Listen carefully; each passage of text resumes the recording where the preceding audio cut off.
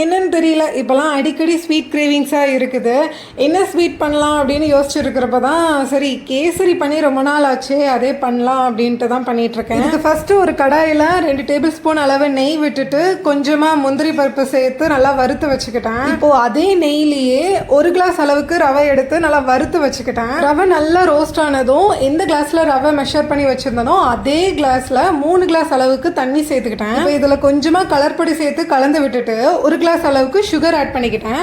அதாவது ரவையும் சுகரும் வந்து எப்போவுமே ஈக்குவல் குவான்டிட்டியில் தான் வந்து நம்ம ஆட் பண்ணணும். ஃபைனலாக இன்னும் கொஞ்சம் நெய் விட்டுட்டு நம்ம ஃபஸ்ட்டு ரோஸ்ட் பண்ணி வச்சிருந்த கேஷ்யூ நட்ஸ் அதையும் ஆட் பண்ணி நல்லா மிக்ஸ் பண்ணி விட்டுட்டோம் அப்படின்னா பாருங்களேன் கேசரி எவ்வளோ அழகாக வந்திருக்குன்னு. இதில் 2 ஏலக்காய் கூட நம்ம இதில் ஆட் பண்ணிக்கலாம். பட் எனக்கு அது வேணாங்கிறதுனால ஸ்கிப் பண்ணிட்டேன். இதோட டேஸ்ட்டை பற்றி சொல்லணும்னா இந்த கல்யாண வீட்டிலலாம் காலை சாப்பாட்டுக்கு இலை போட்டு தண்ணி தெளிச்சதும் ஃபஸ்ட்டு இந்த கேசரி வைப்பாங்கல்ல, அந்த மாதிரி இருந்துச்சு.